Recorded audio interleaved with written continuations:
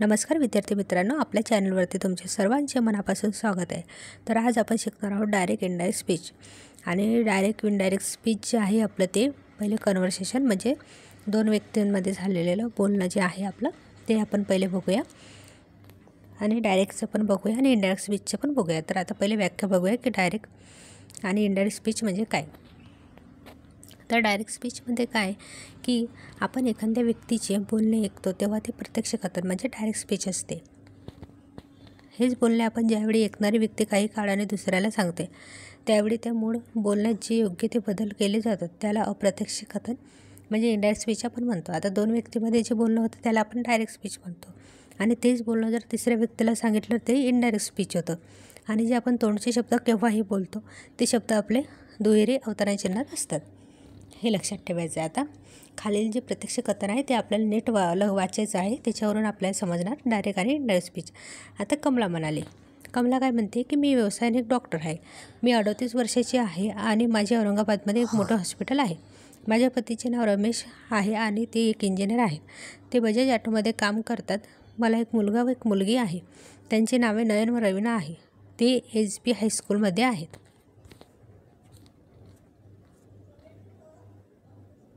माझे वडील शेतकरी असून ते वडगावमध्ये राहतात। माझ्या वडिलांचे तिथे एक मोठे फार्म हाऊस आहे।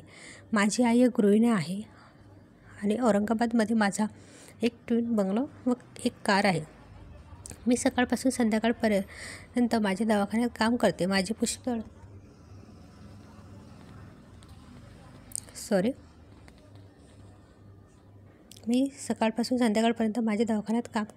पुष्कळ रुग्ण असून मी त्यांच्याशी मैत्रीपूर्ण व्यवहार करते।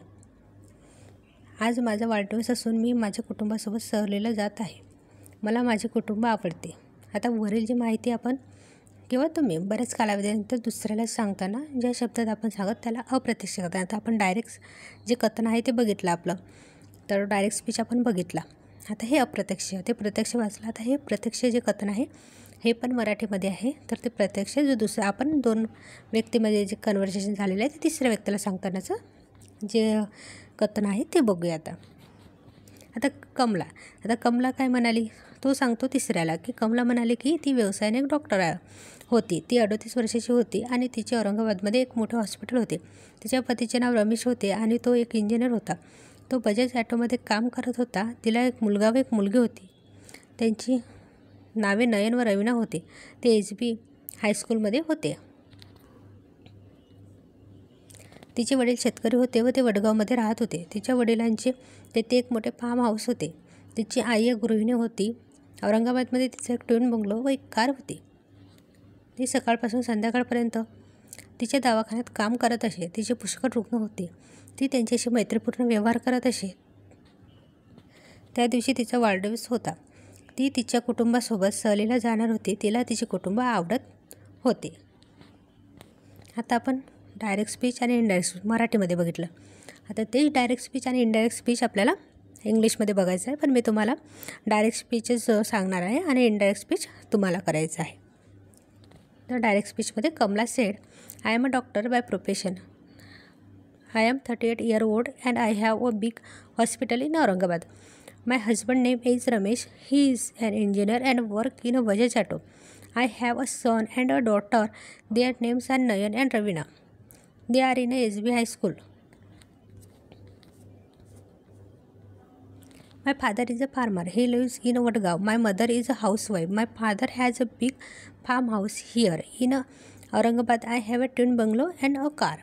I work in my hospital from morning to evening. I have many patients. I treat them with a friendly manner.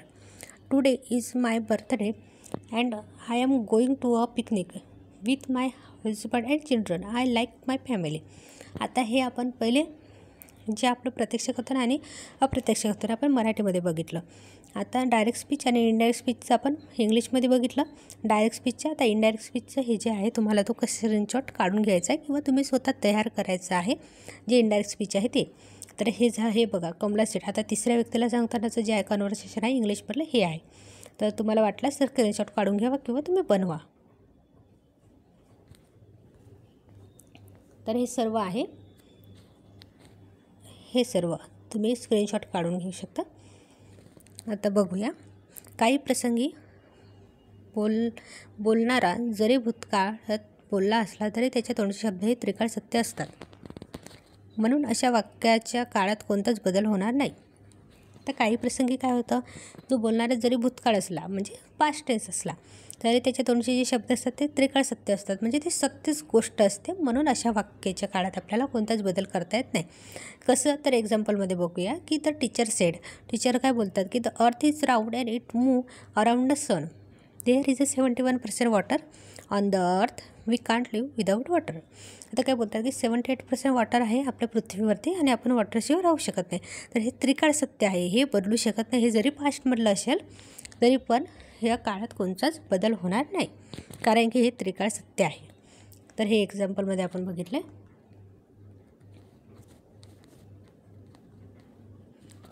आता तेच बघूया की the teacher said that the earth is round and it move around the sun. There is 71% on the earth, we can't live without water. आता आपण बघितलं पहिलं direct speech आणि हे बघितलं इनडायरेक्ट स्पीचचं. आता एखादी व्यक्ती वर्तमान काळातच बोलत असेल तर अवतरण चिन्हातील वाक्याचा काळसुद्धा आहे तोच राहतो. आता एखादी व्यक्ती असेल की ती वर्तमान काळातच बोलत आहे तर जो अवतरण चिन्हातील जो वाक्याचा काळ असतो तो पण आपला काय राहतो, अवतरण चिन्हातील काळसुद्धा आहे तोच राहतो. आणि कमला म्हणते, आता कमला काय बोलली की आज माझा वाढदिवस आहे आणि मी तुम्हाला पार्टी देणार आहे. हे जे वाक्य आहे तुम्ही दुसऱ्याला सांगा. तर दुसऱ्याला सांगलं ते वाक्य काय होणार आपलं, कमला म्हणते की आज तिचा वाढदिवस आहे आणि ती आपल्याला पार्टी देणार आहे. जसंच इंग्लिशमध्ये काय होईल, Kamala says today is my birthday and I am going to give you party. Kamala says that today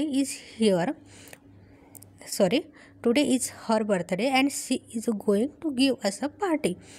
यानुसार हे वाक्य तयार होणार आहे. तर आपलं काय आहे की मी तुम्हाला काय सांगत आहे, हे पूर्ण पहिले जे कथन आपलं असतं त्या कथनाद्वारे मी तुम्हाला एक एक करून वाक्य आणि शब्द तुम्हाला पहिले कथन बोलून दाखवलं, त्याच्यानंतर मी तुम्हाला सेंटेन्स सांगत आहे, त्याचं मिनिंग सांगत आहे. हे असं केल्याने काय होईल की तुमच्या लक्षात राहील. त्याच्यामुळे हे तुम्हाला मी इझी करून सांगितलं, म्हणून हे पूर्ण कथन इंग्लिश आणि मराठीमध्ये मी घेतलं, ज्याच्यामुळे काय होईल की तुमचं लक्षात राहील. तर आता हे कथन कसं होतं, कोण बोलतं, बोलणारा कोण असतं, हे आता आपण पहिले शब्द बघून घेऊया. तर आता जो आहे पहिला शब्द आपला रिपोर्टर. रिपोर्टर म्हणजे काय असतो, हा बोलणारा असतो. आणि रिपोर्टिंग वर्ब काय असतो, बोलणाऱ्याची क्रिया दर्शवणारा क्रियावाचक शब्द असतो. लिस्नर काय असतो, ऐकणारा असतो. कॉमा काय असतो, दोन्ही वाक्य स्वल्पविरामाने वेगळी दाखवली जातात, त्याला आपण कॉमा म्हणतो. आता रिपोर्टेड स्पीच काय असतो, बोलणाऱ्याच्या तोंडचे शब्द. Reported speech double inverted comma, दुहेरी अवतरण चिन्ह, बोलणाऱ्याच्या तोंडचे शब्द जसेच्या तसे लिहिण्यासाठी दुहेरी अवतरण चिन्हाचा आपण वापर केला जातो. तर कन्व्हर्जन करताना नेहमी तुम्ही लक्षात ठेवा डबल इन्व्हर्टेड कॉमाचं. आता ॲड्रेसिंग म्हणजे संबोधन अवतरण चिन्हात एखाद्याला उद्देशून त्याचे नाव घेतले जाते, त्यास संबोधन असे म्हणतात. आता डायरेक्ट इनडायरेक्ट स्पीच करताना संबोधन रिपोर्टिंग वर्ब नंतर घ्यावे. आता जेव्हा पण आपण डायरेक्ट इनडायरेक्ट स्पीच करतो तेव्हा काय असतं की संबोधन आपल्याला रिपोर्टिंग वर्ब नंतर घ्यावे लागते.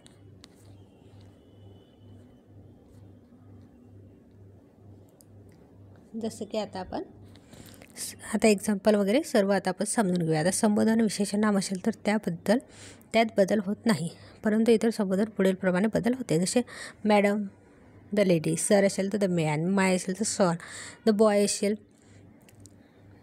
सन असेल तर द बॉय, माय डॉटर असेल तर द गर्ल, राम असेल तर राम, एक्सेट्रा. आता लता सेड.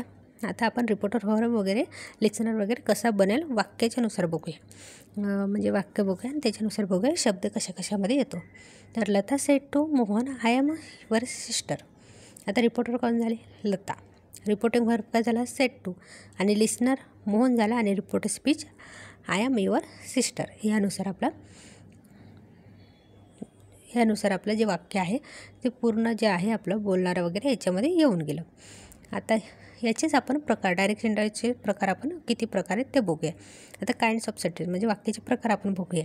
आता अवतरण चिन्हातील वाक्य कोणत्या प्रकारचे आहे यावरून डायरेक्ट इनडायरेक्ट स्पीच करताना वेगवेगळे नियम लागू पडतात. अवतरण चिन्हातील वाक्याचा प्रकार कोणताही असला तरी इनडायरेक्ट स्पीच करताना असे वाक्य प्रथम विधानार्थी करूनच इनडायरेक्ट स्पीच करावे लागते.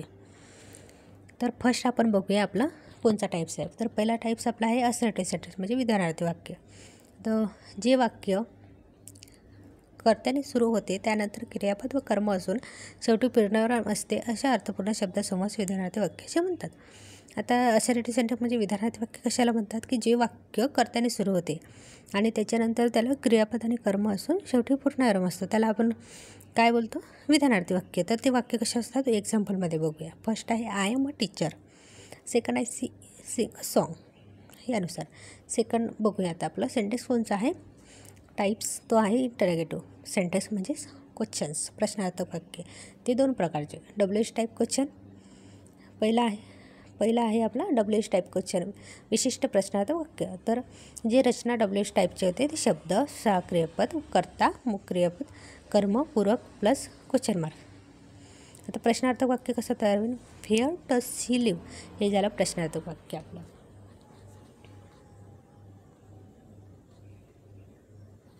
आता व्हेअर शी लिव्स हे झालं विधानार्थी. व्हॉट इज युअर नेम हे झालं प्रश्नार्थक. व्हॉट्स युअर नेम इज विधानार्थी. सेकंड टाईप्स आहे WH टाईप पहिला बघितला प्रश्नार्थक. आता दुसरा टाईप आहे verbal question. Yes no type जे आपले क्वेश्चन असतात तो दुसरा टाईप आहे व्हर्बल क्वेश्चन साधे प्रश्नार्थक वाक्य.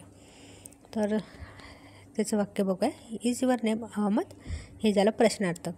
युअर नेम इज अहमद हे झालं विधानार्थी. आणि डिड राज लाईक ॲपल्स प्रश्नार्थक, राज लाईक ॲपल्स विधानार्थी. आणि have you brought your books हे झालं प्रश्नार्थक. You have brought your book विधानार्थी. थर्ड नंबर आहे आपला इम्परेटिव्ह सेंटेन्स आहे म्हणजेच कमांड आज्ञार्थी वाक्य. तर त्याची रचना काय बनेल, V + O + C म्हणजे होकारदर्शक. आणि निगेटिव्हचं काय बनणार, डोंट + V + O + C म्हणजे नकारदर्शक. आता त्याचं एक्झाम्पल म्हणून बघूया. फर्स्ट आहे होकारदर्शक ओपन द डोअर आणि सेकंड आहे डोंट ओपन द डोअर हे झालं आपलं नकारदर्शक. तर नोटमध्ये बघून घेऊया. डायरेक्टचे इनडायरेक्ट स्पीच करताना आज्ञार्थी वाक्याचे स्वतंत्ररित्या विधानार्थी वाक्यात रूपांतर न करता कर्मात रूपांतर केले जाते. त्यासाठी होकारदर्शक आज्ञार्थी वाक्याच्या सुरुवातीस टू वापरले जाते व नकारदर्शक वाक्यातील डोंट ऐवजी नॉट टू वापरले जाते. असा शब्दसमूह रिपोर्टिंग व्हर्ब नंतर जोडल्यास ते संपूर्ण एकच विधानार्थी वाक्य तयार होते. आता डायरेक्टचे इनडायरेक्ट स्पीच करताना काय होते की आज्ञार्थी वाक्याचे स्वतंत्ररित्या विधानार्थी वाक्यात रूपांतर न करता आपण कर्मात रूपांतर केले जाते आणि त्यासाठी होकारदर्शक आज्ञार्थी वाक्याच्या सुरुवातीस आपल्याला टू वापरले जाते आणि नकारदर्शक वाक्यातील सुरुवातीला आपण काय वापरतो डोंट किंवा नॉट टू वापरले जाते. आता शब्दसमूह रिपोर्टिंग व्हर्ब नंतर जोडले ते संपूर्ण एकच विधानार्थी वाक्य तयार होते. कसं तयार होते हे एक्झाम्पलमध्ये बघूया. He said open the door तयार होईल he order to open the door. He said don't open the door he order not to open the door. Third number झाला. तर फोर्थ नंबर आपण टाईप बघूया. तो आहे एक्सक्लेमेटरी सेंटेन्स म्हणजे उद्गारवाचक वाक्य. त्याची रचना काय होईल, व्हॉट किंवा व्हावने प्लस विशेषण, कर्ता, क्रियापद प्लस पूरक. तर फर्स्ट आहे what's a beautiful girl she is उद्गारवाचक चिन्ह. उद्गाराचे चिन्ह आहे आपलं. तर वाक्य आपलं विधानार्थी बघूया आपण. She is a very beautiful girl. आपण पहिले उद्गाराचे वाक्य बघितलं त्याचं विधानार्थी करताना she is a very beautiful girl. Second what a pretty उद्गाराचे चिन्ह उद्गाराचे वाक्य आहे त्याचं होईल विधानार्थीमध्ये it is a great pretty. Third आहे हाऊ हॉट उद्गाराचे चिन्ह म्हणजे उद्गाराचे वाक्य आहे तर त्याचं विधानार्थी होईल it is a very hot. आता याचंच डायरेक्ट इनडायरेक्ट स्पीच करताना जर बोलणारा भूतकाळ बोलत असेल तर अवतरण चिन्हातील वाक्याचे त्रिकाळ सत्य नसेल. आता काय होतं की डायरेक्टचे इनडायरेक्ट करताना जर बोलणारा भूतकाळात बोलत असेल आणि अवतरण चिन्हातील वाक्य त्रिकाळ सत्य नसेल तर अवतरण चिन्हातील वाक्याचा काळ निकटदर्शक शब्द सहाय्यकारी करते. याच्यातील खालीलप्रमाणे बदल होतात. काय बदल होतात, सेचं टेल होतं, सेचं टेल्स होतं, सेटचं सेड, सेचं से आणि सेचं सेस. नोटमध्ये बघूया की इनडायरेक्ट स्पीचमध्ये रिपोर्टिंग व्हर्ब बरोबर कधीही टू नसतो. लक्षात ठेवायचं आहे इनडायरेक्ट स्पीचमध्ये रिपोर्टिंग व्हर्ब बरोबर कधीही टू नसतो. Said to, told to, say to, tell to हे इनकरेक्ट आहे, हे लक्षात ठेवायचं आहे. आता कंजक्शन म्हणून आपण दॅटचा वापर करावा. कंजक्शन म्हणून कशाचा वापर करायचा आपल्याला, दॅटचा वापर करायचा आहे. आणि अवतरण चिन्ह व स्वल्पविराम काढून टाकून वाक्याचा काळ, निकटदर्शक शब्द व सर्वनामे यांचे योग्य ते बदल करावेत. संबोधन असल्यास रिपोर्टिंग वर्ब नंतर घ्यावे. काय करायचं आहे की अवतरण चिन्ह आणि स्वल्पविराम काढून टाकून आपल्याला वाक्याचा काळ, निकटदर्शक शब्द, सर्वनामे यांच्यात योग्य बदल करायचा आहे. आणि संबोधन जर असेल तर रिपोर्टिंग वर्ब नंतर घ्यायचं आहे आपल्याला. एक्झाम्पलमध्ये बघूया. जसं Lata said to Mohan, I have a book to read. तर तयार कसं होईल? Lata told Mohan that she had a book to read. Second, I said it is true. तर तयार करायला I said that it was true. WH टाईपचे जे क्वेश्चन असतात त्याचे डायरेक्ट इंडायरेक्ट स्पीच करताना काय नियम असतात? तर त्याचे नियम असतात की सेट किंवा सेट टू ऐवजी रिपोर्टिंग वर्ब आपल्या अर्थानुसार आस्क, इन्क्वायर्ड किंवा डिमांडेड, वॉन्टेड, टू नो पैकी वापरावे. सेट किंवा सेट टूच्या ऐवजी आपल्या रिपोर्टिंग वर्ब वाक्याच्या अर्थानुसार काय वापरायचं आहे? आस्क किंवा inquired, demanded, wanted, to know पैकी वापरायचं आहे. आता कंजक्शन म्हणून अवतरण चिन्हातील WH शब्द वापरावा. कंजक्शन म्हणून आपण पहिले दॅट बघितलं होतं. आता कंजक्शन म्हणून आपल्याला अवतरण चिन्हातील WH शब्द वापरायचा आहे. तर कोणता? स्वल्पविराम, अवतरण चिन्ह व प्रश्नचिन्ह काढून टाकून प्रश्नार्थक वाक्याचे विधानार्थी वाक्यात रूपांतर करावे. आता स्वल्पविराम आणि अवतरण चिन्ह, प्रश्नचिन्ह काढून टाकून आपल्याला प्रश्नार्थक वाक्याचं काय, विधानार्थी वाक्यात रूपांतर करायचं आहे. बाकीचे जे सर्व बदल आहे ते विधानार्थी वाक्याप्रमाणेच करावे. सहाय्यकारी क्रियापद नेहमी कर्त्यानंतर वापरावं लागतं आपल्याला. आता ते एक्झाम्पलमध्ये आपण समजून घेऊया की he said what is your name. वाक्य तयार होईल. He asked what my his her name was. Second आहे, he said to me what is your name. He asked me what my name was. तर यानुसार आपण जे बघितलेलं आहे प्रत्यक्ष कथन, अप्रत्यक्ष कथन म्हणजे डायरेक्ट स्पीच, इनडायरेक्ट स्पीच आपण आज बघितलेलं आहे. पूर्ण मी एक्झाम्पलनुसार आणि पूर्ण जे कथन आहे त्या कथननुसार मी तुम्हाला समजवण्याचा प्रयत्न केलेला आहे. तर हा व्हिडिओ नक्की तुम्हाला आवडला असेल अशी मी आशा करते. आणि व्हिडिओच जर तुम्हाला आवडला असेल तर व्हिडिओला लाईक, शेअर आणि सबस्क्राईब करायला विसरू नका. आणि असेच एज्युकेशनल व्हिडिओज, असेच इंग्लिशचे व्हिडिओज बघण्यासाठी आपल्या चॅनलवरती तुम्ही जुळून राहा. आणि चॅनलला नक्की शेअर, लाईक आणि सबस्क्राईब करा. धन्यवाद.